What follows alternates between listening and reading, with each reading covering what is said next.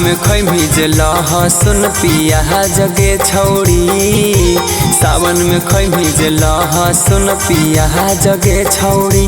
तोरा से भोला बाबा हो जैथुन नाराज गे छौड़ी, तोरा से भोला बाबा हो जैथुन नाराज गे छौड़ी। पूजा के नाम से करम ही जे नाले हा जगे छौड़ी, पूजा के नाम से करम ही जे नाले हा जगे छौड़ी। तोरा से भोला बाबा हो जैथुन नाराज गे छौड़ी, तोरा से भोला बाबा हो जैथुन नाराज गे छौड़ी। हर हर बम बम जय शिव बोल बम, हर हर बम बम जय शिव बोल बम।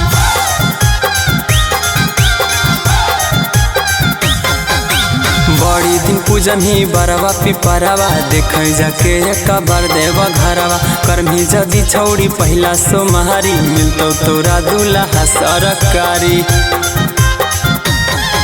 गे बड़े दिन पूजनी बरवा पिपरवा, देखै जाके एक बार देवा घरवा। करमी जदी छौड़ी पहिला सोमवारी, मिलतो तोरा दूल्हा सरकारी।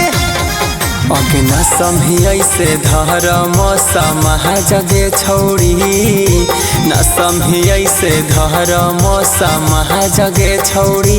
तोरा से भोला बाबा हो जैथुन नाराज गे छौड़ी, तोरा से भोला बाबा हो जैथुन नाराज गे छौड़ी। हर हर बम बम जय शिव बोल बम, हर हर बम बम जय शिव बोल बम।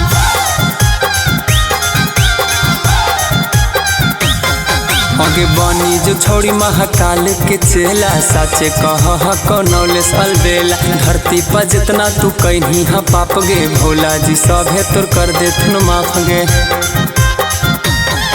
गे पानी जो छोड़ महाकाल के चेला, सच कहो कौनौले अलबेला। धरती पर जितना तू कहीं हा पाप गे, सभे भोला बाबा कर देथुन माफ गे।